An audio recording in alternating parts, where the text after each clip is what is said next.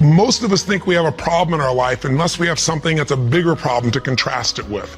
And when you see this story and you walk through their exact life experience of the course of these 2 years, the year that we work with them is 30 days, but you see the course of what's happened to them by finding out what's happened a year later, you begin to understand that it doesn't matter what happens in your life, you are more than any moment. There's no challenge you can't face and overcome.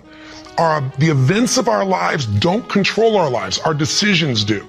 And so I figured if we could take a couple that has faced this big a challenge and be able to break through, then you could look whatever's in your life and make it happen. It's kind of like, if I wanted to show you that if you could face your biggest fear, your smaller fears kind of drop aside.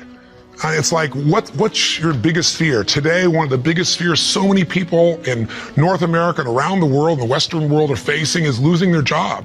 It's a horrific possibility. It has impact on your family, your psychology, your emotion, so many things, your choices. But the truth of the matter is, what's a problem? Losing your job is a massive problem until you find yourself in a position where you lose all your savings. What it took you maybe 10 years of working to get. Then what's a problem after losing your savings? That's not a problem anymore when all of a sudden you lose your leg or an arm or something horrific happens to one of your children. That's not a problem when someone tells you all of a sudden that you have terminal cancer. And I've had those moments where somebody says you've got that tumor in your brain and we don't know what it means. Those moments take your other problems and make them disappear. And you know what's interesting? When you ask most people in North America, what's the greatest thing that could ever happen to you? Give them 10 seconds. It's been done over and over again. First 10 seconds, what comes to your mind? What's the best thing that could ever happen in your life? The majority of people in North America say what? Can you guess? Winning the lottery. And many of them say winning a $100 million lottery, $200 million lottery. That's what's going to make their quality of life extraordinary. But when you do the studies, and there have been many done over the last 15 or 20 years on people that win these giant lotteries, what are their lives like 2 years later, 3 years later, 5 years later? Is the quality of their life extraordinary? Rarely, if ever. Because what's happened is they haven't grown. Life gives us these events, these quote horrific events, because there's an area of our life that has to grow. If you were to ask me, Tony, out of all the millions of people you've worked with, if someone really wants to feel alive, they want joy, they want happiness, they don't just want money or things or just even respect, they want to feel a sense that life is meaningful and alive, what does it take? I tell you one word: progress. When you're making progress in your life, it doesn't matter where it is, you're going to feel more alive. If you're overweight, but you get yourself today and you say, you know what, I'm stepping into gear. I'm just putting these darn shoes on. I'm not waiting for the perfect, person to come by and coach me. I'll get that too. But right now, I'm just going for a walk, or I'm going to go for a jog, or I'm going to go lift some weights. I'm going to do something right now. And you get yourself into gear and you do that for a few days in a row. Even if you haven't lost the 10, 20, or 30 pounds yet, you're going to start feeling better immediately because you have the power of momentum and you're making progress. Progress equals growth. Growth equals feeling alive. We grow or we die. So what's the worst thing that could ever happen in your life? Same survey, ask the people in North America, 10 seconds to come up with the answer. Number one answer, to become a quadriplegic. That's why I made this show. Because the idea that I could be in a position where I'd be alive, but I couldn't physically feed myself, take care of myself, that I'd be completely immobilized, for most people, that's the scariest thought of all. To them, that's the worst possible fear. So by going through this journey with Frank and Kristen and experiencing their emotions and seeing and feeling that in 30 days they could go from trapped in their home where there is no possibility of a future, no idea of intimacy, no idea of children, to world travelers who are doing things they weren't doing before when he was, quote, supposedly able-bodied, happier and stronger and closer in their love than ever before. And you know it's real, and you see the results a year later as we do the follow-ups, and you haven't seen the follow-ups, be sure to see that and hear about the story of what's happened with them. When you get that experience, it affects you. Because it isn't somebody verbally telling you a story, it's something you kind of went through. So the idea here is, I'm sure you have some other fears outside the one that we just came up with. Whatever you're afraid of, the job, the loss of relationship, trust me, it's small. If you'll face a bigger fear, that little fear will start to be handled pretty easily. That's why when all of us go through in our lives extreme stress, we're all going to go through it. You're going to have a home burn down, or something's going to happen to somebody you love, or someone's going to pass before you're prepared for it, which is almost always.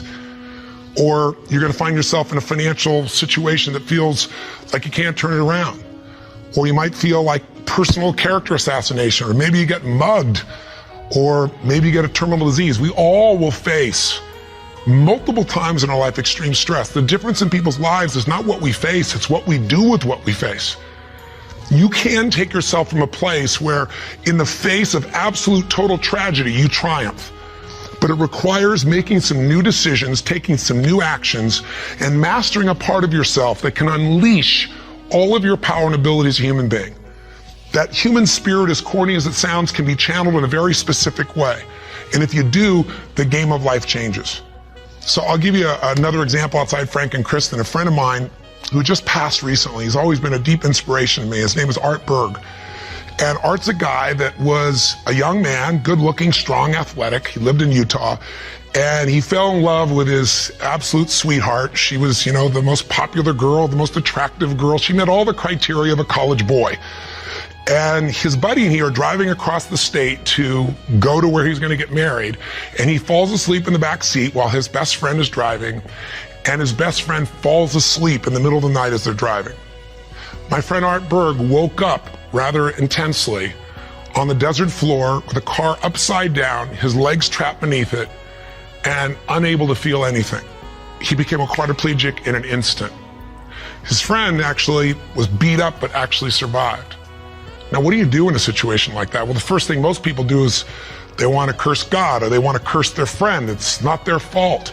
Most of what happens in our lives is not our fault, but what we do with it is going to determine the quality of our lives. Sometimes it is our fault, let's be honest. But lots of times, events happen. Stuff happens, or whatever word you want to replace stuff with. You know what I'm talking about. But what's different about this man is he made a different set of decisions. On that day, he said to himself, you know what?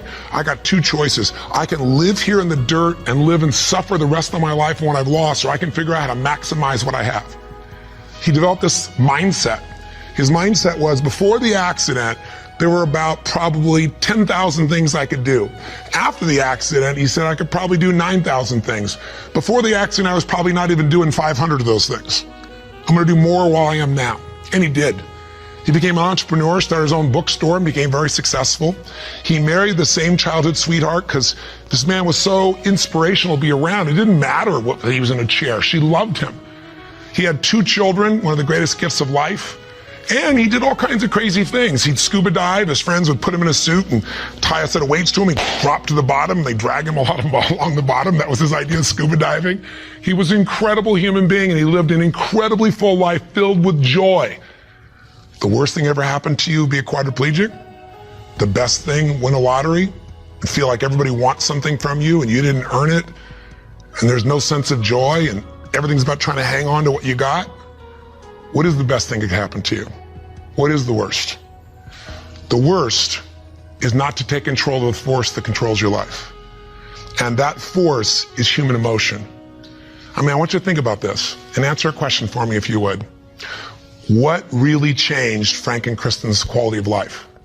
What changed them? You can see the change. You can see it even more a year later, that it's continued to happen. What made the change possible? Did you get it? Did you see it? The answer is simple. We changed the emotional pattern that was controlling their life. And you and I have emotional patterns that are controlling us right now. Whether we're aware of it consciously or not doesn't matter. It's the force that is shaping you. It's shaping your relationship. It's shaping your finances. It's shaping your career. It's shaping the amount of joy or unhappiness or suffering or excitement you have right now in this moment. But it's an invisible force most of us never take a look at. You might want to take a look at it right now through the eyes of what we did with Frank and Kristen. Now, what was the emotional pattern that was dominating them at the beginning of the show? You could feel it, couldn't you? And there was this feeling of death, that there was no future, probably the most common belief system in people in North America and now in Europe. 60% of Americans now believe that the future is going to be worse than the past for themselves and for their kids. 70% of Germans and Europeans, I think it's 80% according to the Pew study recently in France. Around the world, we're starting to believe that circumstances control who we are. Don't get me wrong, circumstances play a huge impact. Events play a huge impact on your life, but they're not the ultimate determining factor. The force of human spirit or emotion is it. With the right emotion, you can unleash things you could never dream of. And I know you know this is true. So take a look, let's analyze. Where do these two live after the accident? Well, where would you live if you were Kristen? I mean, you've lost your future, supposedly. There's no intimacy. There's no chance of children. You've become the full-time nurse to your husband who you love, but now you're changing his catheter every few hours. You're afraid to leave the house because you're afraid, what if he falls over? He may stop breathing. I mean, there's no life. So she goes from the emotions of feeling depressed for the life she's lost to feeling angry.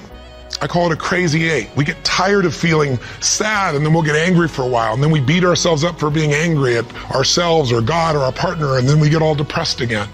It's a common pattern. You don't have to have something like their event happen in your life to get stuck in a crazy eight.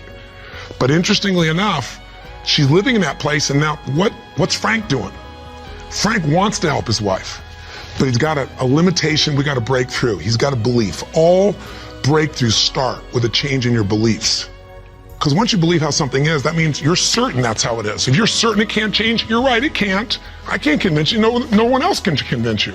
And Frank's thinking, I'm helpless and I've harmed my wife. And he's living with the emotions of guilt and sadness and depression.